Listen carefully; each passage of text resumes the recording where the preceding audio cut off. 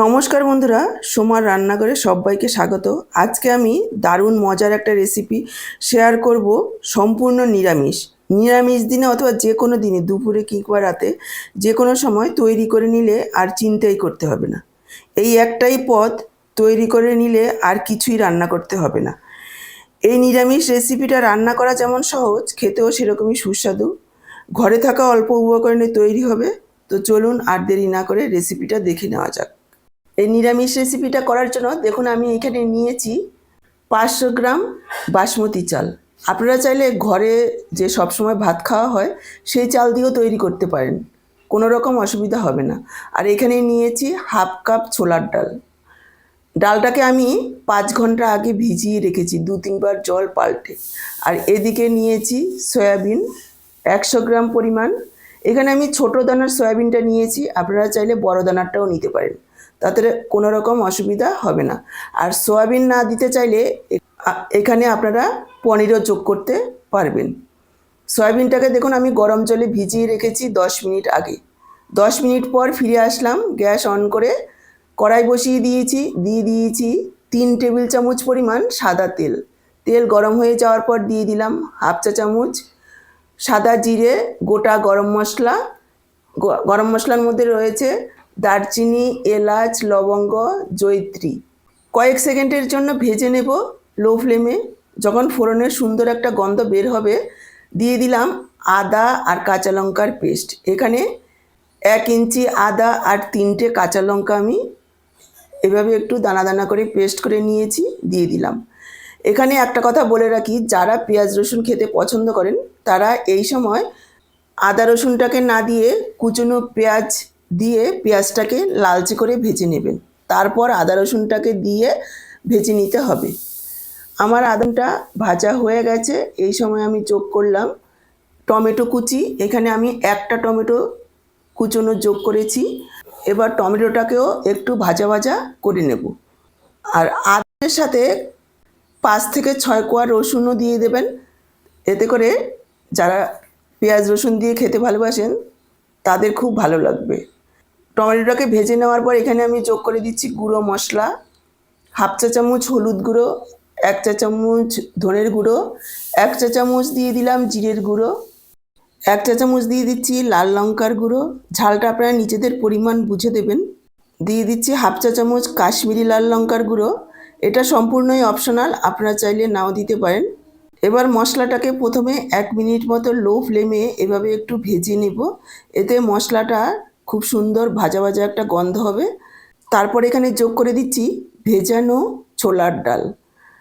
এটা যদি মোটামুটি 6-7 ঘন্টা ভিজিয়ে রাখেন তাহলে আর আলাদা করে সেদ্ধ করে নেওয়ার কোনো প্রয়োজন নেই, একই সঙ্গে সেদ্ধ হয়ে যাবে।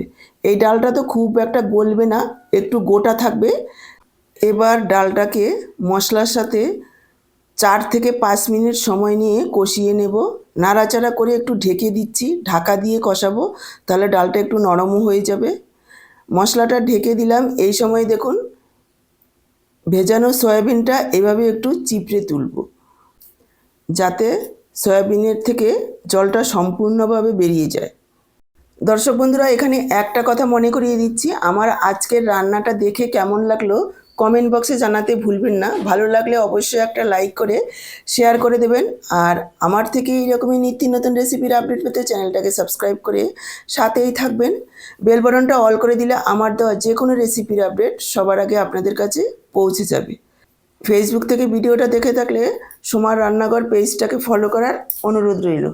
সয়াবিনটা জল থেকে তুলে নিয়েছি, আর এদিকে দেখুন প্রায় 5-6 মিনিট সময় নিয়ে ডালটাকে মশলার সাথে কষিয়ে নিয়েছি। ডালটা প্রায় 50% সেদ্ধও হয়ে গেছে।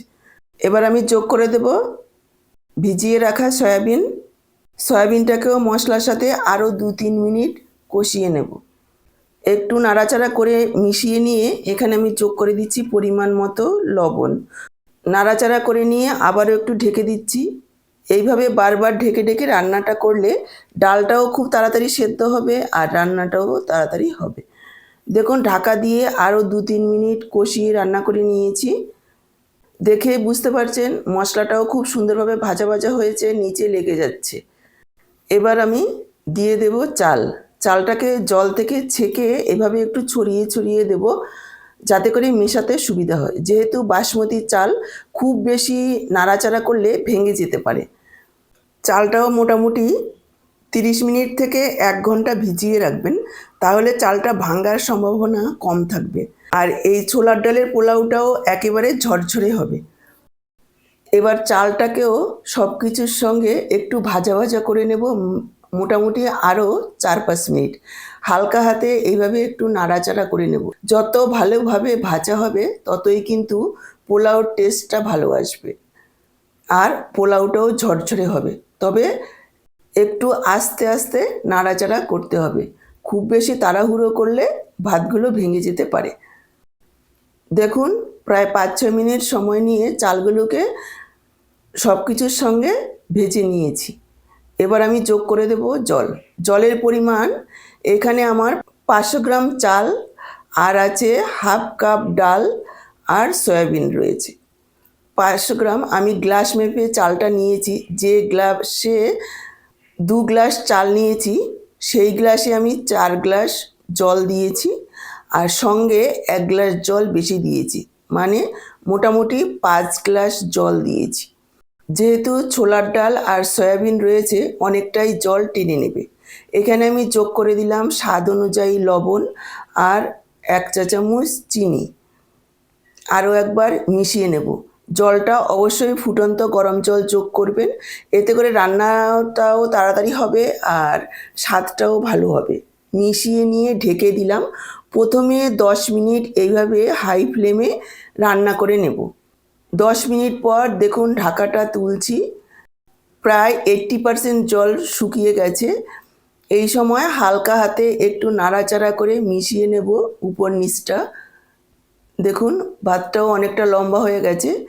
এখানে একটা কথা, যদি আপনারা ঘরের চাল দিয়ে করেন তাহলে আরও 1/2 কাপ পরিমাণ জল যোগ করে দেবেন, এতে করে ভাতটা খুব ভালো সেদ্ধ হবে।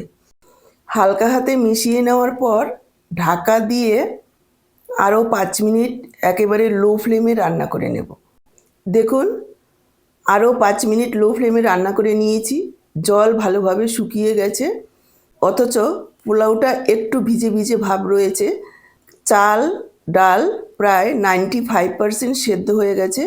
একবার ডালটা দেখিয়ে দিচ্ছি। যেহেতু বাসমতি চাল, চাল তো সেদ্ধ হয়েই গেছে, কিন্তু দেখুন একটাও ভাঙেনি।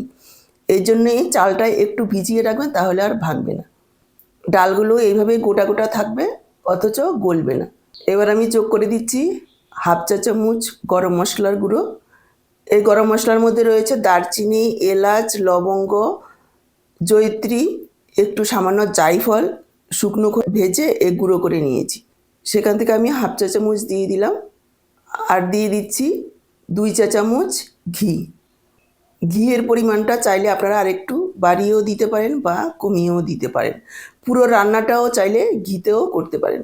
এবার আস্তে আস্তে একটু উপর নিচ করে দেব হালকাভাবে।